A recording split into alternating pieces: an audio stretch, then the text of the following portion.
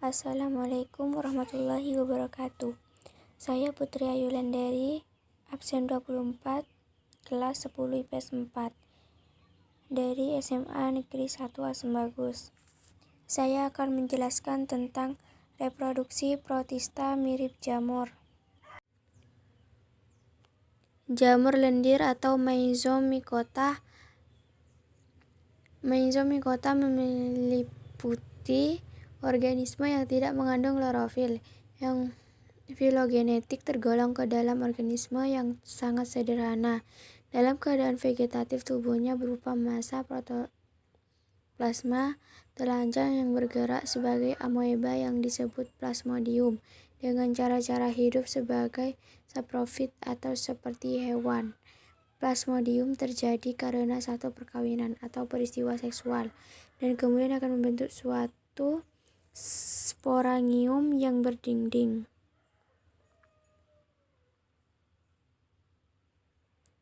Sporangium menghasilkan spora yang tidak memperlihatkan perbedaan jenis kelaminnya.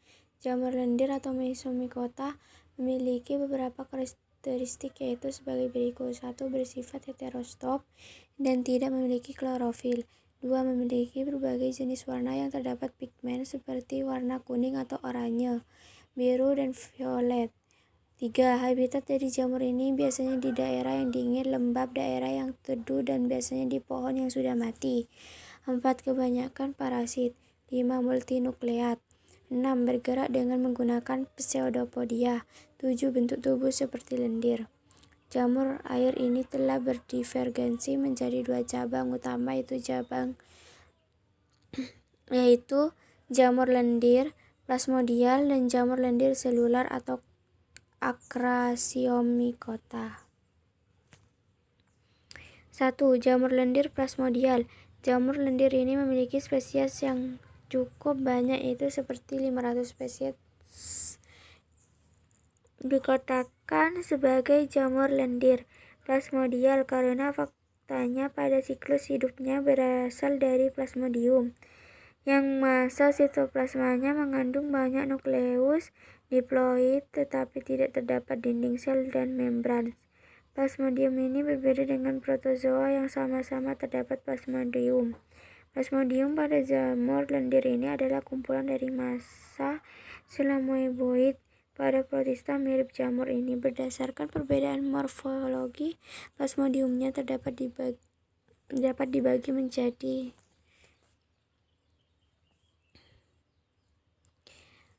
Phaneroplasmodium.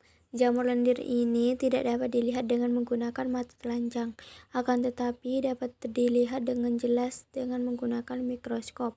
Biasanya memiliki plasmodium seperti kipas yang menunjukkan polaritas dan protoplasmiknya reversibel serta dapat membentuk ratusan tubuh buah.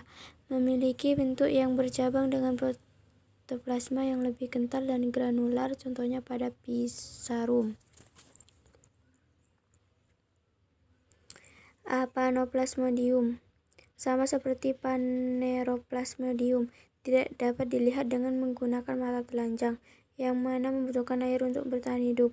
Karakteristik dari jamur ini adalah berbentuk tipis dan tumbuh memanjang, serta bercabang membentuk jaring-jaring seperti benang transparan. Aphanoplasmodium dapat beradaptasi untuk tumbuh di celah kayu serta di dalam pembuluh angkut, yaitu phloem dan xilem.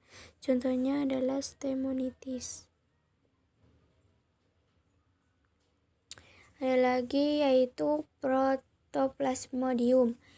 Jamur ini adalah jamur yang mikroskopik yang berbentuk bulat atau tidak beraturan, tidak memiliki amplop jaringan vena seperti jamur tipe Plasmodium lainnya, dan dapat berubah menjadi satu sporangium, contohnya Exinothelium. Pada kondisi yang kurang menguntungkan, plasmodium akan berpindah di tempat yang baru atau mengering dan mengeras atau tidak aktif untuk beristirahat dalam waktu yang lama sampai keadaan sudah menguntungkan. Pada saat dalam keadaan tidak aktif disebut dengan sklerotium dan mengandung sperules yang berdekatan. Jamur lendir plasmodial ini adalah sejenis protista mirip jamur yang tidak bersekat. Jamur ini juga memiliki inti banyak atau multinukleat. Setiap intinya tidak dipisahkan oleh adanya sekat. Bersifat uniseluler atau multiseluler dan dapat bergerak bebas. Jamur lendir hidup di batang kayu yang membusuk, tanah lembab, sampah basah, kayu lapuk, dan di hutan basah. Jamur lendir plasmodial ini memiliki warna yang cerah, biasanya berwarna kuning atau jingga. Di dalam plasmodium, sitoplasma mengalir ke satu arah, kemudian ke arah lainnya dalam aliran berdenyut atau vakuola kontraktil. Fungsi dari plasmodium ini adalah untuk mengedarkan nutrisi dan oksigen, sama seperti amoeba. Plasmodium juga menjulurkan pseudopodia untuk menangkap makanannya lalu ditelan secara fagositosis. Dapat pula organisme ini mengeluarkan enzim yang melarutkan substratnya dan mengambil makanannya dalam bentuk larutan. Jika pada keadaan yang tidak menguntungkan seperti mengering atau tidak ada makanan tersisa, plasmodium akan berhenti tumbuh dan berdiferensiasi menjadi tubuh buah yang berfungsi dalam reproduksi seksual. Tubuh buah Stephenson, Stephen L. excavata, Acrasiomycota, Amoebozoa, Steliomyzota, Myxomycota. Badan buah ini umumnya memiliki beberapa tipe, yaitu antara lain Sporangium, Plasmodicoprop, Pseudoaetalium, dan Atelium. Sporangium umumnya memiliki bentuk bulat berdiameter kurang lebih 1 mm. Spora ditutupi oleh suatu lapisan aseseluler yang disebut peridium sebagai spesies. Peridiumnya sebagian didukung oleh jaringan kapital yang strukturnya seperti benang yang steril. Sporangium ini ada yang bertangkai dan ada yang tidak bertangkai. Contoh dari jamur lendir ini adalah Stemonitis dan Spicarum. Plasmodiokarp. Morfologinya mirip plasmodium. Protoplasma berkumpul di beberapa urat utama plasmodium dan berkembang menjadi sporofor. Sporofor ini tetap mempertahankan bentuk plasmodium pada waktu pembentukan sporofor, contohnya pada Hemitrichia.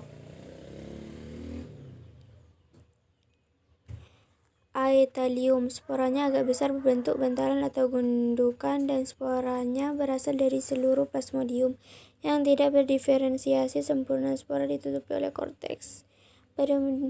Peridiumnya tebal, contoh pada Foligo. Pseudoaetalium, sporanya pada permukaannya terlihat sama Atelium. Pseudoaetalium merupakan gabungan dari beberapa spora.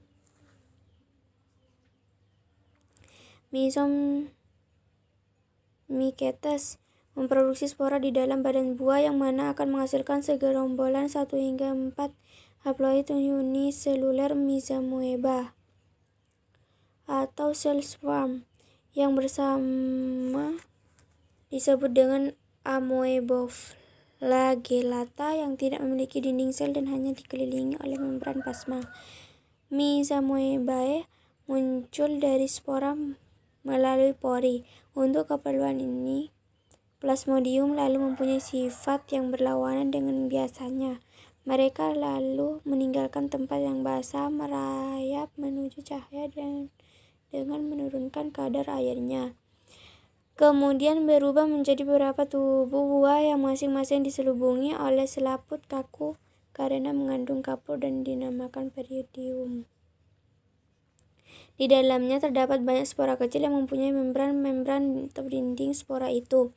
Tidak seperti jamur umumnya terdiri atas kitin, tetapi terdiri atas substansi menyerupai putih telur yang dinamakan keratin, dan di samping itu juga terdapat selulosa. Spora terjadi karena pembelahan reduksi, dan oleh karena itu bersifat haploid. Pada beberapa marga di dalam badan buahnya dibentuk kapilitium yang terdiri dari bulu-bulu kecil yang bebas atau tersusun seperti jala atau terdiri atas serabut-serabut yang muncul dari plasma yang terdapat di antara spora. Jika sporangium telah masuk teridium lalu pecah dan spora akan terhembus keluar dari dalam jala kapilitium tadi. Pada beberapa jenis Myxomycotina, kapilitium memperlihatkan gerakan hidrokopik. Spora ini berkecambah dalam air atau di atas suatu substrat basah menjadi satu atau beberapa sel kembar yang dinamakan gamet flagellata. Sekian dari saya, kurang lebihnya mohon maaf jika ada kesalahan kata, kalimat, atau pengucapan. Wassalamualaikum warahmatullahi wabarakatuh.